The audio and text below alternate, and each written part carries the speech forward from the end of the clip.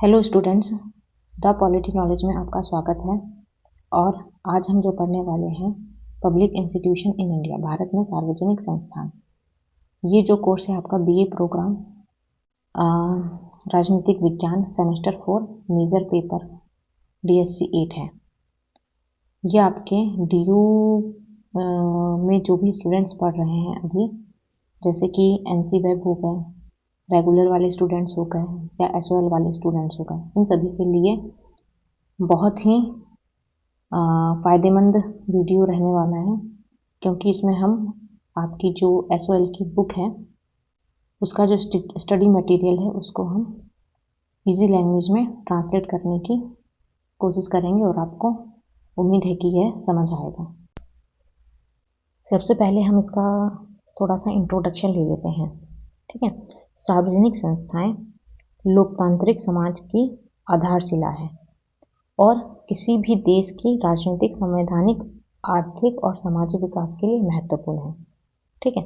इसका मतलब क्या है कि कोई भी देश हो, उसमें चाहे राजनीतिक विकास हो, संवैधानिक विकास हो या आर्थिक विकास हो, उसके लिए संस्थाओं का होना बहुत जरूरी है। ये वे संस्थाएं होती हैं जिन्हें सरकार या समाज के सहयोग से बनाया जाता है ताकि देश के नागरिकों को आवश्यक सेवाएं, न्याय और विकास के अवसर मिल सकें। ये संस्थाएं जनता के हित में काम करती हैं और उनका मुख्य उद्देश्य क्या होता है? पब्लिक वेलफेयर, यानी कि लोगों के कल्याण के लिए काम करती है। मेन जो इसका ऑब्जेक्टिव होता है वो होता है पब्लिक वेलफेयर। अगर हम इसे आसान शब्दों में समझें तो सार्वजनिक संस्थाएं वे संगठन या व्यवस्थाएं हैं जो समाज में व्यवस्था बनाए रखने, लोगों को सुविधा देने और सरकार की नीतियों को लागू करने का काम करती है। अब ये दूसरा पॉइंट है, सार्वजनिक संस्थान अवधारणा और अध्ययन की आवश्यकता। इसका मतलब है पब्लिक इंस्टीट्यूशन के कॉन्सेप्ट को क्लियर करना। कॉन्सेप्चुअल अंडरस्टैंडिंग की बात कर रहे हैं।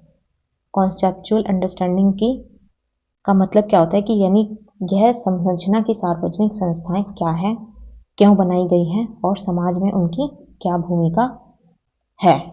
तो सबसे पहले तो संघीय सरकार की सरकार या स्थानीय सरकार या नगर पालिका द्वारा स्थापित या नियंत्रित कोई भी इकाई जिसमें उच्च शिक्षा संस्थान और संबंधित अनुसंधान संस्थान भी शामिल है को सार्वजनिक संस्थान माना जाता है। यानी इसमें हम क्या बात कर रहे हैं कि या तो वो संघीय सरकार यानी कि सेंट्रल गवर्नमेंट द्वारा बनाई गई हो, या राज्य सरकार द्वारा बनाई गई हो, या स्थानीय सरकार द्वारा बनाई गई हो, या उनके द्वारा नियंत्रित की गई हो। ऐसी संस्थाओं को हम सार्वजनिक संस्थाएं कहते हैं, ठीक है।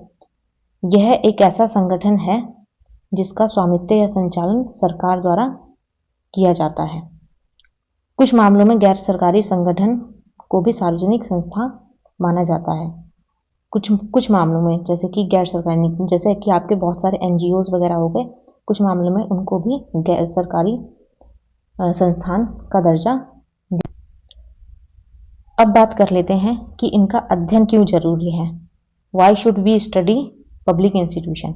सबसे पहले पहला पॉइंट हम ये लिख सकते हैं कि नागरिकों के अधिकारों को समझना, यानी कि हमें ये जानकारी मिलती है कि हमारे क्या क्या अधिकार है, क्या क्या कर्तव्य हैं, ठीक है, और किन अधिकारों और कर्तव्यों को सरकार पूरा कर रही है या नहीं कर रही है। इन सब की जानकारी हमें सार्वजनिक संस्थाओं को पढ़ने के बाद ही मिलती है, ठीक है। इसलिए इसको पढ़ना बहुत जरूरी है, ठीक है। लोकतंत्र को समझने के लिए कि लोकतांत्रिक और संवैधानिक संस्थाएं जो है ठीक से काम कर रही हैं या नहीं कर रही हैं, ठीक है। सरकार, संसद, न्यायालय और संस्थाएं किस तरह से काम करती है, ठीक है, किस तरह से पब्लिक वेलफेयर के काम कर रही है, ये सब समझने में हमें मदद मिलती है, ठीक है। इसके बाद कानून और सार्वजनिक नीतियां कैसे बनाई और लागू की जाती है, इसकी भी हमें नॉलेज मिलती है, ठीक है।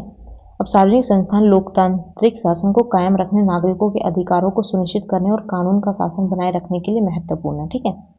सबसे पहले सार्वजनिक नीतियों को बनाने के लिए, ठीक है, फिर लोकतांत्रिक शासन को कायम करने के लिए, ठीक है। लोकतंत्र तो हमने वोट देके बना दी सरकार, लेकिन उसका संचालन किस तरह से हो, उसको चलाया किस तरह से जाए, ये सारा का सारा काम ये संस्थाएं मिलके करती है। ठीक है, नागरिकों के अधिकार हो गए, कर्तव्य हो गए, कानून का शासन बनाए रखने के लिए, इम्प्लीमेंट करने के लिए, एडमिनिस्ट्रेशन को चलाने के लिए, इन सभी के लिए संस्थाएं जरूरी होती हैं। उसके बाद जवाबदेही और पारदर्शिता के लिए, ठीक है, जवाबदेही यानी अकाउंटेबिलिटी और ट्रांसपेरेंसी के लिए। ठीक है, नागरिक ये समझ पाते हैं कि सरकारी संस्थाएं जनता के प्रति कैसे जवाबदेह है। ठीक है, कि जैसे मान लो सरकार ने कोई रोड बनाने का कॉन्ट्रैक्ट लिया, अब वो रोड बनी नहीं बनी, कौन सा मंत्रालय उसको बना रहा है, कौन सा मिनिस्ट्री उसमें शामिल है, ठीक है, तो इन और वो बनी है तो उसमें कितने पैसे खर्च हुए हैं, या नहीं बनी है तो क्यों नहीं बनी है, तो ये सब जानने का हक आम जनता को होता है। ठीक है, तो इन सब की जवाबदेही कौन करेगा, इन सब की जो अकाउंटेबिलिटी है कौन लेगा, वो ये संस्थाएं लेती है। ठीक है, ताकि लोगों को उनका जवाब मिल सके, उनकी एक ट्रांसपेरेंसी मिल सके, कि देख लोग पता कर पाए कि अच्छा ये काम हो रहा है या नहीं हो रहा है, या क्यों नहीं हो रहा है, ये कौन सी संस्था इससे संबंधित है, इन सब की जानकारी मिलती है। देश के विकास को समझने के लिए आपका एजुकेशन हो गया, हेल्थ हो गया, बैंकिंग सेक्टर हो गया, एडमिनिस्ट्रेशन हो गया, जैसे संस्थाएं देश के सामाजिक और आर्थिक विकास में योगदान देती है, इसलिए इनका अध्ययन करना आवश्यक है। इसमें आपके एक थिंकर को कोट किया हुआ है, जिनका नाम है डगलस नॉर्थ। ठीक है, 1991 में इन्होंने अपनी बुक लिखी थी, institutional change and economic performance. ठीक है, ये जो बुक है, इनमें इन्होंने एक बात कोट की थी कि जो संस्थाएं होती है वह मानव निर्मित बाधाएं हैं। ठीक है, या नियम है जो राजनीतिक, आर्थिक और सामाजिक संबंधों को व्यवस्थित करती है। ठीक है, institutions are the humanly devised constants, यानी कि ये ऐसी संस्थाएं हैं जिनको मानव ने बनाया है। ह्यूमनली डिवाइस मतलब क्या, कि मनुष्य द्वारा बनाई गई, यानी कि ये प्राकृतिक नहीं है, नेचुरल नहीं है। कॉन्स्टेंट्स यानी ये बाधाएं हैं, मनुष्य द्वारा बनाई गई बाधाएं हैं, या नियम या सीमाएं हैं। ठीक है, जिसका पालन करना पड़ता है। ठीक है, ये समाज के लोगों के राजनीतिक, आर्थिक और सामाजिक संबंधों को व्यवस्थित करती है, कि लोगों में, समाज के अंदर लोगों में एक दूसरे के साथ किस तरह के संबंध हो, राजनीतिक संबंध, आर्थिक संबंध या सामाजिक संबंध किस तरह के हो, उसको एक स्ट्रक्चर देती है। एक दूसरे थिंकर को कोट किया गया है जिनका नाम है पावेल और डिमेगियो। पावेल और डिमेगियो के अनुसार संस्थाएं मानव अभिकल्पना से नहीं उभरती, बल्कि वे संगठनों और सामाजिक प्रक्रियाओं के आपसी प्रभाव से विकसित होती है। ठीक है, मतलब इसका हम समझेंगे कि जो संस्थाएं हैं केवल किसी व्यक्ति या सरकार द्वारा योजना बनाकर, यानी डिजाइन बनाकर वो तैयार नहीं की जाती है, बल्कि वे समय के साथ समाज की आदतों, नियमों, परंपराओं और संगठनों के आपसी व्यवहार से विकसित होती है। यानी जो एक लंबे टाइम से जो आदतें चली आ रही हैं, जो नियम, रूल, रेगुलेशन चले आ रहे हैं, जो हमारे ट्रेडिशन चले आ रहे हैं, ठीक है, और जितने भी ऑर्गेनाइजेशन हैं उनके व्यवहार से टाइम टू टाइम अपना एक रूप लेती है, अपना एक स्ट्रक्चर बनाती है। ठीक है, ये ऐसा नहीं है कि कोई एक व्यक्ति या सरकार बैठ के उसको डिज़ाइन करे, ये बहुत लंबे टाइम से चली आ रही एक ट्रेडिशन है, जो कि एक टाइम के बाद इसमें तरह तरह के बदलाव आते हैं, और ये टाइम टू टाइम चेंज होती रहती है। डगलस नॉर्थ इसमें अपनी एक और कोटेशन देते हैं, जिसमें वो कहते हैं कि संस्थाएं किसी समाज में खेल का नियम है। संस्थाएं किसी समाज में खेल का नियम है। ठीक है, ये बात डगलस नॉर्थ है, इनकी एक कोटेशन और है इसमें। ठीक है, तो खेल का नियम क्या है, जिस तरह खेल के नियम तय करते हैं कि खिलाड़ी कैसे खेलेंगे, उसी तरह संस्थाएं यह तय करती है कि समाज में लोग कैसे व्यवहार करेंगे और फैसले कैसे लिए जाएंगे। ठीक है, ये डगलस नॉर्थ की कोटेशन है, ठीक है। यानी कि समाज में ये जो संस्था है एक नियम के तहत चलती है, यानी कि नियम बनाती है कि समाज में लोग किस तरह से व्यवहार करेंगे। जैसे आप कह सकते हो कि कोई सभी खेल हो, ठीक है, उसका एक पर्टिकुलर नियम होता है कि इस तरह से वो खेला जाएगा, ठीक है। उसी तरह ये जो संस्थाएं समाज के लिए, लोकतंत्र के लिए नियम बनाती है और उसी के अनुसार आम लोगों को, यानी वहाँ के लोगों को, आम जनता को या समाज को उस तरह से व्यवहार करना पड़ता है, उसके अनुसार चल। अब ये जो कुछ पॉइंट्स हैं इसमें ये बताया गया है कि सार्वजनिक संस्थाएं सार्वजनिक क्यों होती है। तो सबसे पहले इसमें बताया गया कि प्रतिनिधित्व, यानी कि निर्वाचित निकाय या सार्वजनिक संस्थाओं की संरचना लोगों और उनके हितों को प्रतिनिधित्व करती है। यानी कि जो सरकार है, सार्वजनिक संस्थाएं हैं, ठीक है, वो लोगों के हितों को प्रतिनिधित्व करते हैं। यानी एक तरह से कह सकते हैं कि जो सरकार है उनको चुनकर आम जनता ही भेजती है, ठीक है, वही इन संस्थाओं की रचना करते हैं। तो इसलिए एक तरह से लोगों के प्रति जवाबदेह होती है, ठीक है। सरकार जो है लोगों के प्रति जवाबदेह रहती है क्योंकि लोग उन्हीं इन संस्थाओं को बनाने वाले एक कारक होते हैं। दूसरा विधान, ठीक है, संस्थाएं विधायी संस्थाएं कानून बनाती हैं जो व्यवस्था बनाए रखने और समाज को विनियमित करने के लिए आवश्यक है, ठीक है। ये विधान यानी कि एक प्रॉपर प्रोसीजर होता है जो कि जिससे कानून बनता है, जिससे समाज को एक ठीक तरह से चलाया जा सके। अगला पॉइंट है प्रशासन और निष्पादन। प्रशासन और निष्पादन, सरकारी संस्थान बड़े पैमाने पर सार्वजनिक नीतियों को लागू करते हैं, ठीक है, और वो नीतियाँ लोग सामाजिक भलाई के लिए, सोशल वेलफेयर के लिए काम करती है, ठीक है। उसके बाद न्यायिक निर्णय यानी आपका जैसे कोर्ट हो गया, सुप्रीम कोर्ट हो गया, हाई कोर्ट हो गया, ये सब न्याय करते हैं, विवादों का निपटारा करते हैं, ठीक है। और अपना जो भी कॉन्स्टिट्यूशन है, जो हमारा संविधान है, उसको इंटरप्रेट करते हैं। अगर गलत कोई निर्णय दिया गया तो उसके लिए हमारा कोर्ट या हमारी न्याय प्रणाली हमेशा तैयार रहती है। उसके बाद सोशल वेलफेयर यानी नागरिकों के लिए काम करते सार्वजनिक संस्थान सार्वजनिक हितों का ही काम करती है, ठीक है। तो ये सब ऐसे पॉइंट्स हैं जिससे हमें पता चलता है कि ये जो सार्वजनिक संस्थाएं हैं इनको ऐसे कौन से कारक है जो सार्वजनिक बनाते हैं, इनमें बस यही है। अब हम पढ़ रहे हैं सार्वजनिक संस्थानों के अध्ययन के दृष्टिकोण या उपागम। दृष्टिकोण या उपागम को हम अप्रोचेस कह सकते हैं, यानी कि किसी भी संस्था को समझने के लिए या उसको एक्सप्लेन करने के लिए हम कौन सा दृष्टिकोण अपनाते हैं, किस तरीके से उसको पढ़ा जाता है, ठीक है। तो इसमें हमारे किस तरह से पढ़ा जाता है, यानी कि अप्रोचेस का मतलब क्या होता है कि किसी विषय को समझने या उसका अध्ययन करने का तरीका, यानी हम किस मेथड से उसको हम पढ़ रहे हैं, ठीक है। तो इसमें आपके कुछ मेथड्स हैं। सबसे पहले है आपका ऐतिहासिक दृष्टिकोण।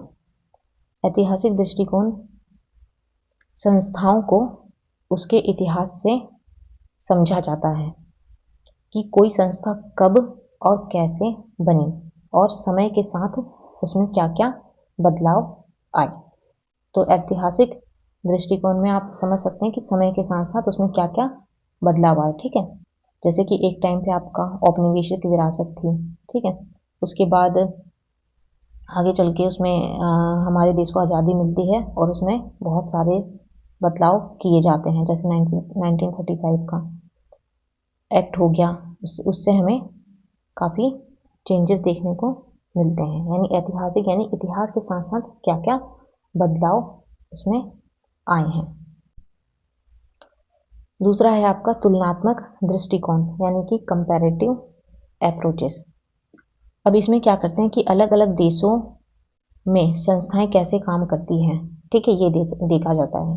आप इसमें कह सकते हैं जैसे कि कभी हम अमेरिका की, जैसे यूनाइटेड किंगडम हो गया, उसकी संसदीय व्यवस्था को अपने यहाँ की संसदीय व्यवस्था से कंपेयर करते हैं, या यूके हो गया, यूएसए हो गया, इन दोनों की सार्वजनिक संस्थाओं को आपस में कंपेयर करके जो समझा जाता है इनको, उसको कंपैरेटिव अप्रोच कहते हैं। कि इसमें हम एक संस्था को जैसे यहाँ की संसदीय प्रणाली हो गई और वहाँ की संसदीय प्रणाली हो गई, यहाँ पे किस तरह से लोकतंत्र काम कर रहा है, वहाँ पे किस तरह से कंपेयर करके जब पढ़ा जाता है तो उसको कंपैरेटिव अप्रोच या तुलनात्मक दृष्टिकोण कहा जाता है। कार्यात्मक दृष्टिकोण, इसमें देखा जाता है कि संस्थाएं समाज में कौन कौन से कार्य करती हैं और उनका समाज पर क्या क्या प्रभाव पड़ता है। ठीक है, जैसे कि आपका हो गया उदाहरण के लिए भारतीय चुनाव आयोग स्वतंत्र और निष्पक्ष चुनाव सुनिश्चित करने के लिए उत्तरदायी है। इस महत्वपूर्ण भूमिका में इसकी प्रभावशीलता, ठीक है, जिस किस तरह से काम कर रहा है, आपका नीति आयोग हो गया, क्या क्या काम कर रही है और उसका समाज के ऊपर क्या प्रभाव पड़ा। ठीक है, फंक्शनल अप्रोच, इसको हम कहते हैं फंक्शनल अप्रोच, कार्यात्मक यानी कार्य करने का तरीका और समाज पर उसका प्रभाव, इसमें ये देखा जाता है। इसके बाद है संरचनात्मक दृष्टिकोण, स्ट्रक्चरल अप्रोच। संस्थाओं की संरचना यानी कि उसका स्ट्रक्चर पर ध्यान दिया जाता है, किसी संस्था के विभाग, पद और उसके कार्य क्या क्या हैं। ठीक है, किस तरह से उसका स्ट्रक्चर बना हुआ है। ठीक है, यानी ऊपर से लेकर नीचे तक। जैसे कि आप इसमें ले सकते हैं कि उदाहरण के लिए न्यायपालिका के मामले में यह विधि न्यायालय की पदानुक्रमित संरचना। ठीक है, सबसे हाई पोस्ट कौन सी है उसके पास, जैसे कि सबसे पहले सीनियर जज होते हैं, फिर उसके बाद उनसे छोटे लेवल पे, जैसे आपका कैसा सुप्रीम कोर्ट हो गया, हाई कोर्ट हो गया, ठीक है, उसके आपका डिस्ट्रिक्ट कोर्ट हो गया। इस तरह से इनकी किस तरह से इनका पदानुक्रमित है। न्यायाधीशों की नियुक्ति, कार्यकाल और न्यायपालिका यानी किस तरह से काम कर रहे हैं। ठीक है, इनके बीच किस तरह से शक्तियों का बंटवारा हुआ है, ये सब इन सब के बारे में, यानी उनके डिज़ाइन। ठीक है, यानी उनका स्ट्रक्चर, यानी उनका डिज़ाइन और उनके कामकाज के बारे में हमें इसे समझने में मदद मिलती है। इसके बाद आता है आपका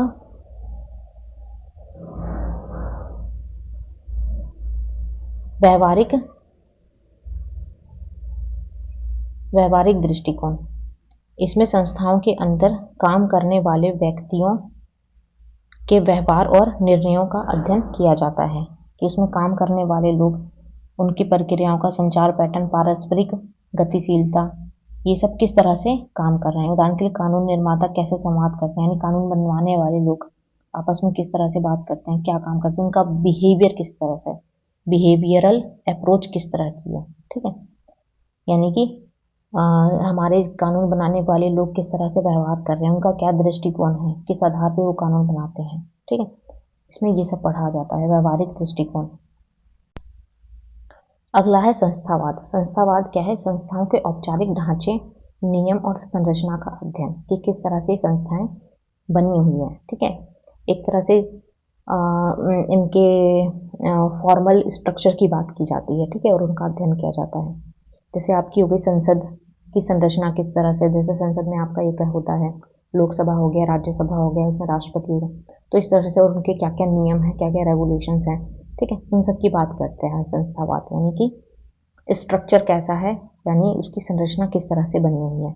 इसमें आपके 2 पॉइंट आते हैं, 2 प्रकार से विभाजित किया जाता है। एक होता है ऐतिहासिक, जिसमें हम इतिहास की बातें करते हैं कि पुराने पुराने जो ट्रेडिशंस है वो किस तरह से चले आ रहे हैं। ठीक है, और वो आने वाले पुराने जो ऐतिहासिक फैसले हैं वो आने वाले निर्णय और कार्यों को किस तरह से प्रभावित करते हैं, उनमें क्या बदलाव लेके आते हैं। ठीक है, और या हमारी इतिहास में क्या कमी रह गई है, उसको उसमें जो भी संशोधन करना है वो भी किया जाता है। ठीक है, दूसरा इसमें आता है तर्क संगत विकल्प संस्थान, यानी कि जो भी व्यक्ति इन संस्थाओं में काम कर रहे हैं, ठीक है, उनके सोचने समझने का तरीका क्या है, वो किस आधार पर फैसले ले लेते हैं, क्या वो जो फैसले ले रहे हैं वो क्या वो लॉजिकल है, सोच समझ के लिए जा रहे हैं, और किस तरह से वो आने वाली संस्थाओं द्वारा प्रदान की जाने वाली बाधाओं और अवसरों को प्रभावित करें, यानी उनके द्वारा लिए गए फैसले तार्किक हैं या नहीं है, लॉजिकल है या सोच समझ के फैसले ले रहे हैं या नहीं ले रहे, ये इसकी बात करता है। सार्वजनिक चयन का सिद्धांत, ये बहुत इंपॉर्टेंट है, पब्लिक चॉइस थियरी। ठीक है, पब्लिक चॉइस थियरी की पब्लिक क्या सोच रही है, यानी कि जो आपके निर्वाचित अधिकारी हो गए, नौकरशाह हो गए या मतदाता हो गए, यानी कि जो वोट कर रहे हैं, उनके व्यवहार को देखा जाता है। ठीक है, तो राजनीतिक संस्थाओं और सरकारी निर्णयों का अध्ययन ये करता है। ठीक है, इसके अनुसार राजनेता जो हो गए, नौकरशाह हो गए या मतदाता हो गए, ये अपने सेल्फ इंटरेस्ट के आधार पर फैसले लेते हैं। ठीक है, जो भी ये फैसले लेते हैं, जैसे मतदाता हो गए, वोट डालने जा रहा है तो वो अपने कुछ ना कुछ इंटरेस्ट उसमें देखेगा कि मेरा क्या इसमें स्वार्थ है। ठीक है, नौकरशाह हो गया, वो नीतियाँ बनाते हुए या अधिकारी हो गए इम्प्लीमेंट करते हुए ये सब देखेंगे कि हमारा इसमें क्या क्या इंटरेस्ट है। यानी कि जब नीतियाँ बनती है, संस्थाओं में काम किया जाता है, तो ऊपर से लेकर नीचे तक हर कोई अपना सेल्फ इंटरेस्ट देखता है। यानी सरकार निर्णय हमेशा केवल जनहित के लिए नहीं लेती है, बल्कि कई बार व्यक्तिगत या राजनीतिक हित भी प्रभाव डालते हैं। ठीक है, अपने कभी कभी सरकार ऐसे फैसले लेती है जो सरकार के हित में होते हैं, जो सरकार में बैठे लोग हैं उनके हित के लिए होते हैं। ठीक है, कभी कभी जनता इस तरह के फैसले लेती है जो जनता के हित में, कभी नौकरशाही किस तरह से चीज़ों को अधिकारी हो गए, नौकरशाही हो गए, इस तरह से चीज़ों को करते हैं ताकि उनका अधिक से अधिक फायदा हो। तो इन संस्थाओं में काम करने वाले लोग जरूरी नहीं है हमेशा जन कल्याण के लिए ही काम करें, तो इसलिए इसका नाम है पब्लिक चॉइस थ्योरी। कभी कभी वो सेल्फ इंटरेस्ट में भी फैसले लेते हैं अपने स्वास्थ्य। इसमें एक और है नया संस्थावाद। ठीक है, न्यू इंस्टीट्यूशनलिज्म। ठीक है, इसमें ये बताता है कि संस्थाओं के नियमों के साथ साथ व्यवहार, संस्कृति और प्रक्रियाओं का भी अध्ययन किया जाता है। ठीक है, यानी कि इसमें व्यवहार को कैसे इसका उद्देश्य ये समझना है कि संस्थान कैसे बनते हैं, वे व्यवहार को कैसे प्रभावित करते हैं। ठीक है, वे समय के साथ अनुकूलित और विकसित होते हैं। संस्थाएं वैश्विक तकनीकी और प्रगति और सार्वजनिक मूल्यों में बदलाव जैसे बाहरी दबाव और चुनौतियों का जवाब कैसे देते हैं। ठीक है, इसमें हम अगर देखा जाए तो मोटे तौर पर कहें कि न्यू इंस्टीट्यूशनलिज्म ये बात करता है कि संस्थाओं को तो अध्ययन कर ही रहे हैं, साथ साथ में उसके अंदर क्या क्या चेंजेस आ रहे हैं, क्या क्या बिहेवियरल चेंजेस है, टेक्निकल चेंजेस हो रहे हैं, ट्रेडिशनल चेंजेस हो रहे हैं, इन सब का भी पता इसमें लगाया जाता है। नए संस्थावाद के दो अग्रणी संस्थापकों में माने जाने वाले अमेरिकी राजनीतिक वैज्ञानिक जेम्स जी मार्च और नॉर्वेजियन राजनीतिक वैज्ञानिक जोहान पी ऑल्सन ने rediscovering institution the organizational basic of political के अनुसार the new institutionalism organizational factors in political life 19 नामक एक अत्यधिक प्रभावशाली लेख प्रकाशित किया। आप इसको कोट कर सकते हैं। ठीक है, ये बहुत ही इंपॉर्टेंट है। इसमें डेमोक्रेटिक गवर्नेंस में उन्होंने अधिक तार्किक रूप से संस्थावाद की परीक्षा की। ठीक है, तो ये आप कोट कर सकते हैं कि इसमें व्यवहार, ठीक है, संस्कृति और प्रक्रियाओं का अध्ययन किया जाता है। इसके बाद भारत में सार्वजनिक संस्थाओं का अध्ययन, इतिहास और विकास, मतलब किस तरह से ये डेवलप हुआ है। ठीक है, इसका इतिहास तो आप इसमें देख सकते हैं कि प्राचीन लोकतांत्रिक सभाओं से लेकर जो हमारा ऋग्वेदिक काल है, वैदिक काल है, उसमें किस तरह संस्थाएं थी, छोटे छोटे स्तर पर बनी होती थी। ठीक है, उसके बाद आपका मौर्य काल आता है। ठीक है, उसके बाद सल्तनत काल आता है, उसमें भी संस्थाएं होती है, अपने अपने लेवल पर कार्य करती है। ठीक है, इसमें इस तरह से आप देख सकते हैं कि भारतीय इतिहास का स्वर्ण काल कहा गया है। ठीक है, गुप्त साम्राज्य को। ठीक है, तो इसमें भी संस्थाओं ने किस तरह से काम किया, ये सब पढ़ने वाली है। उसके बाद आपका सल्तनत काल आ गया, मध्यकालीन काल आ गया, ठीक है, मुगल काल आ गया। उसके बाद हमारा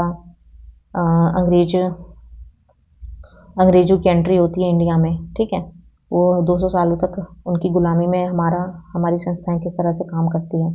उसके बाद हमें आज़ादी मिलती है ब्रिटिश औपनिवेशिक शासन। ठीक है, ब्रिटिश औपनिवेशिक शासन में सारी संस्थाओं के विकास में एक महत्वपूर्ण मील का पत्थर साबित हुआ। आपको पता ही है कि जो हमारा आज का संविधान है वो 1935 के गवर्नमेंट ऑफ इंडिया एक्ट पर ही बेस है।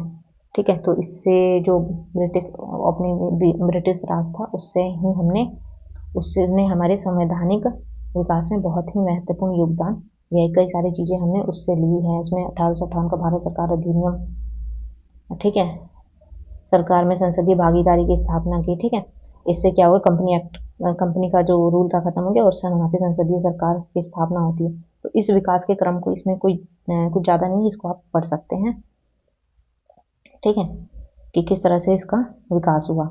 उसके बाद भारत में प्रमुख प्रकार की सार्वजनिक संस्थाएं, यानी कि प्रकार किस किस टाइप की सार्वजनिक संस्थाएं होती हैं, अब हम जल्दी से इसको कवर कर लेते हैं। सबसे पहले संवैधानिक संस्थाएं, नाम से ही पता चल रहा है, संविधान, ऐसी संस्थाएं जिनकी व्याख्या या जिनका जिक्र संविधान के अंदर किया गया हो, ठीक है, इनका प्रावधान संविधान में हो, ठीक है, उसमें संविधान में शक्तियां, अपनी शक्तियां, कर्तव्य और जिम्मेदारियां सीधे संविधान से प्राप्त करती हो, इसको हम सार्वजनिक संवैधानिक संस्थाएं कहती हैं। यानी कि ऐसी संस्थाएं जिनकी व्याख्या या जिनकी शक्तियां, कर्तव्य, जिम्मेदारियां संविधान में, जिनका उल्लेख संविधान में किया गया हो, उसको हम संवैधानिक संस्थाएं कहते हैं। संविधान में लिखित होना चाहिए, ठीक है, उसके लिए एक विशेष अनुच्छेद होना चाहिए और अनुच्छेद यानी उस आर्टिकल में उस संस्था का जिक्र होना चाहिए। इसको हम कहते हैं संवैधानिक संस्था। अगर इसमें कुछ चेंजेस करने हैं तो हमें संवैधानिक संशोधन करना पड़ता है, यानी कि इसमें संसद के द्वारा प्रस्ताव लाके उसमें सुधार करना होता है, ठीक है, अमेंडमेंट करना होता है, तभी हम इसमें बदलाव कर सकते हैं। यानी संविधान में जो भी लिखित है वो संवैधानिक संस्थाएं हैं। अब संवैधानिक संस्थाओं के आप कुछ उदाहरण ले सकते हैं, जैसे कि आपका यूपीएससी हो गया, चुनाव आयोग हो गया, कैग हो गया, सीएजी हो गया, ठीक है, SC ST के लिए राष्ट्रीय आयोग जैसी संस्थाएं, ये सब क्या है, आपका संवैधानिक संस्थाएं हैं।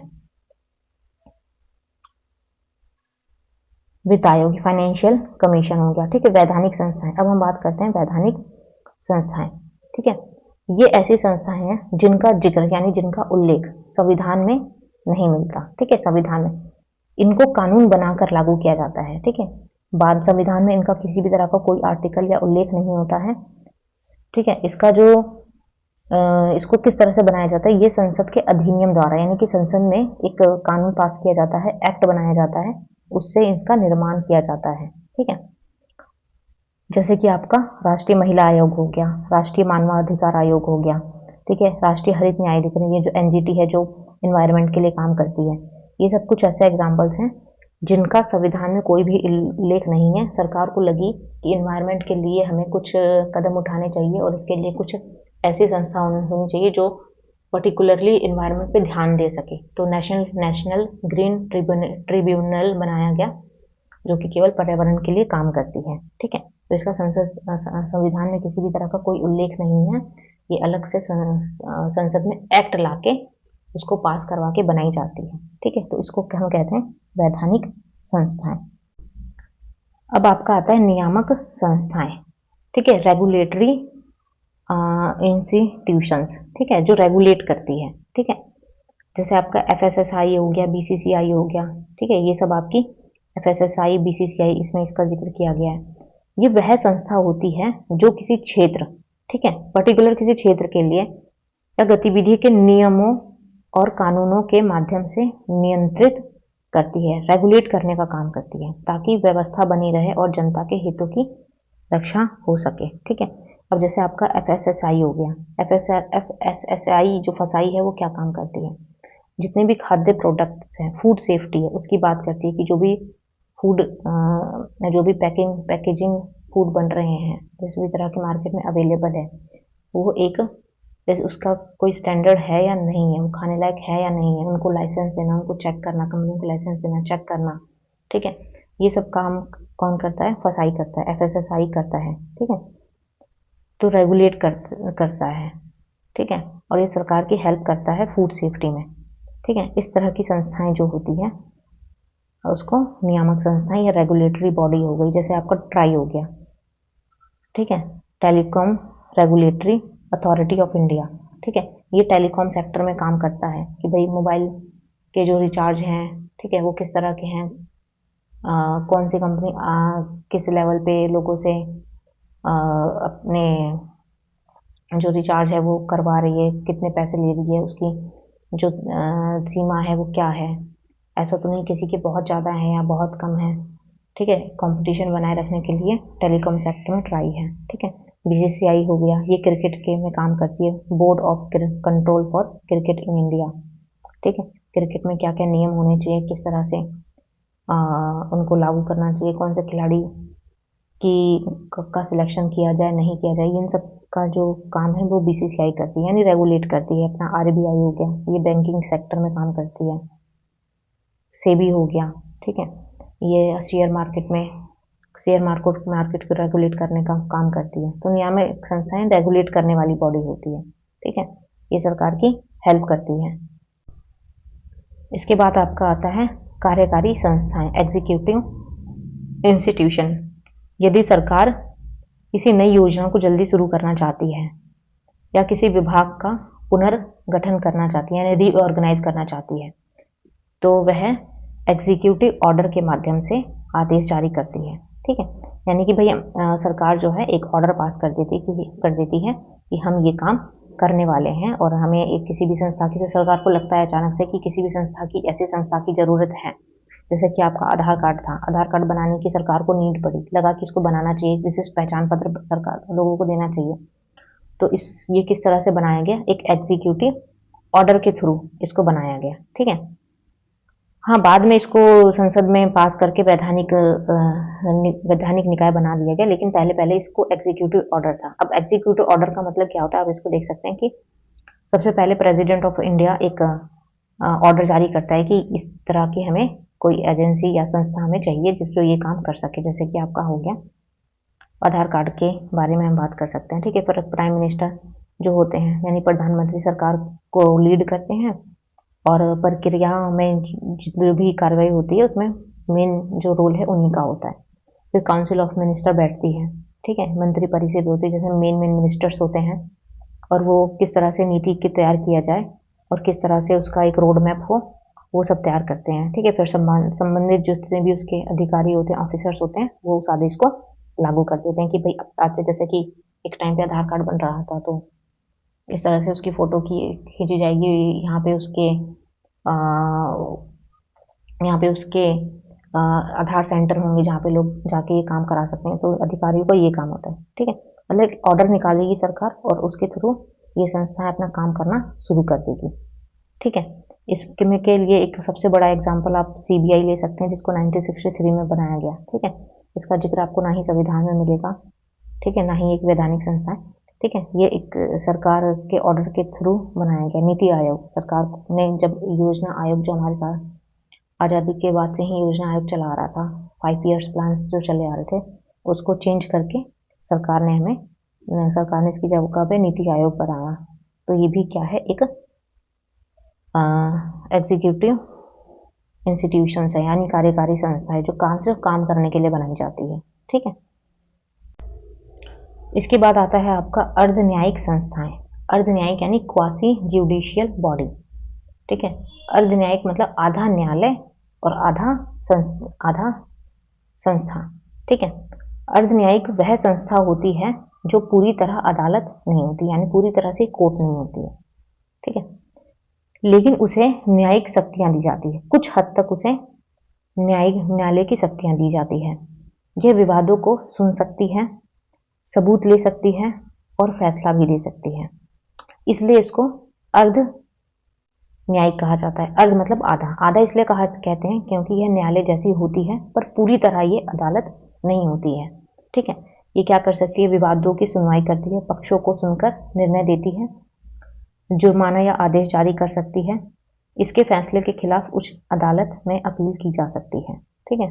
जैसे आपका सेबी हो गया, एनजीटी हो गया, ट्राई हो गया, ये सब क्या है, आपके अर्ध न्यायिक है, ठीक है। यानी कि अगर आप इसके फैसले से संतुष्ट नहीं, जैसे राष्ट्रीय मानवाधिकार आयोग हो गया, ठीक है, एनजीटी हो गया, सेबी हो गया, ये सब क्या है, अर्ध न्यायिक है।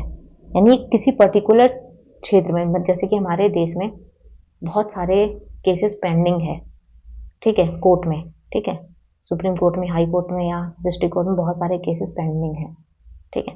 तो इन सभी कोर्ट में अगर कोई इन्वायरमेंट से रिलेटेड कोई भी मुद्दा उठाए और कोर्ट में लेके जाए तो उसको बहुत टाइम लग जाता है, ठीक है। तो इसलिए सरकार ने क्या बना दिया, एक अलग से एनजीटी बना दिया, नेशनल ग्रीन ट्रिब्यूनल, राष्ट्रीय हरित न्यायाधिकरण, ठीक है। इसमें क्या होता है, इन्वायरमेंट से रिलेटेड कोई भी, किसी भी तरह का कोई भी मुद्दा है, ठीक है, कोई भी केस है, तो हम इसी को डायरेक्ट एनजीटी में लेके जा सकते हैं। ये पर्टिकुलर इन्वायरमेंट पर ही काम करती है, तो ये उसकी सुनवाई, फैसला तुरंत करती है और फैसला भी अपना तुरंत सुनाती हैं। ठीक है, अगर आप इसके फैसले से संतुष्ट नहीं है तो आप जैसे भी जा सकते हैं, उच्च न्यायालय या हाई कोर्ट, सुप्रीम कोर्ट जा सकते हैं। ठीक है, तो मतलब ये इसलिए बनाई जाती है कि ऑलरेडी अदालतों में काफ़ी भीड़ है, तो किसी एक पर्टिकुलर क्षेत्र के लिए ये संस्थाएं बनाई जाती है ताकि जल्द से जल्द काम हो सके। अब इन संस्थानों के सामने क्या क्या चैलेंजेस आते हैं, क्या क्या चैलेंजेस या क्या क्या चुनौतियां इनको फेस करनी पड़ती हैं। ठीक है, इनके बारे में पढ़ते हैं। ठीक है, कि संस्था तो बन गई लेकिन ज़रूरी थोड़ी ना है कि ये ठीक से काम करे, कुछ ना कुछ ऐसी चीज़ें होती है जो इनके रास्ते में बाधा बनकर आती है। ठीक है, तो सबसे पहले जो है आपका आता है कार्मिक संसाधनों की कमी। ठीक है, यानी कि कई सार्वजनिक संस्थाओं के पास ना तो पर्याप्त धन होता है, यानी पैसों की कमी होती है, टेक्निकल सपोर्ट उतना अच्छा नहीं होता। ठीक है, प्रशिक्षित यानी स्किल्ड फोर्स नहीं होती है। ठीक है, जिससे उनका काम प्रभावित होता है, यानी उनका काम इफेक्ट होता है। ठीक है, बहुत सारे पद खाली पड़े रहते हैं। ठीक है, तकनीकी यानी स्किल फोर्स नहीं होती है, कमी होती है इनकी। ठीक है, तो इनसे इनका काम इफेक्ट होता है, इसमें यही है। उसके बाद आपका आता है अस्पष्टताएं। ठीक है, एम्बिग्यूटी, नियम, जिम्मेदारियां या प्रक्रियाएं स्पष्ट ना हो कि नियम है, जिम्मेदारियां हैं, किसकी किसकी क्या जिम्मेदारी बनती है, किसको कौन सा काम करना चाहिए, अगर ये इसमें स्पष्टता ना हो, ठीक है, तो इससे दिक्कत आती है। इससे निर्णय लेने और काम करने में कठिनाई हो सकती है। ठीक है, ठीक है, कौन सा काम किसको करना है, कौन से नियम बनाए गए हैं, अगर इनका ही नहीं पता होगा तो किस तरह से काम ठीक तरीके से हो पाए। फिर आपका आता है समन्वय में दुविधा, कोऑर्डिनेशन नहीं हो पाता। ठीक है, कि किस संस्था को कौन सा काम करना चाहिए। ठीक है, कभी आपने देखा होगा कि जो कभी कभी ऐसा होता है कि रोड बन जाती है, फिर रोड बनने के बाद फिर से रोड को तोड़ा जाता है कि भाई उसमें कोई पाइपलाइन डलनी है, फिर तोड़ के फिर से पाइपलाइन डाली जाती है। तो इन संस्थाओं के बीच में कोऑर्डिनेशन नहीं होता। ठीक है, जिससे कि काम करने में दिक्कत आती है। ठीक है, इससे बहुआयामी जैसे पर्यावरणीय गिरावट हो गई, साइबर अपराध हो गए, स्वास्थ्य प्रतिकूलता आदि से निपटने के लिए बड़े स्तर में सहयोग, समन्वय और संचार की आवश्यकता होती है। भाई कोऑर्डिनेशन की बहुत जरूरी होती है, अगर कोऑर्डिनेशन ना हो तो स्पष्ट तरीके से ये नहीं पता चलेगा कि किसको कौन सा काम करना चाहिए। अब आता है जवाबदेही, अकाउंटेबिलिटी और ट्रांसपेरेंसी। ठीक है, ट्रांसपेरेंसी का मतलब क्या होता है कि जनता को जानकारी मिलती रहे कि भाई क्या काम हो रहा है, क्या काम नहीं हो रहा है। ठीक है, जिससे जनता, अगर ये ना हो तो जिस जनता का जो विश्वास है वो कम हो जाता है। ठीक है, अकाउंटेबिलिटी मतलब कि जवाब देना अधिकारियों से। जब जनता जवाब देती है, अधिकारी अपने काम के लिए जिम्मेदार होते हैं। ठीक है, अगर वो अपना काम ठीक से ना करे तो जनता उनसे जवाब मांगती है कि भाई ये काम क्यों नहीं हुआ।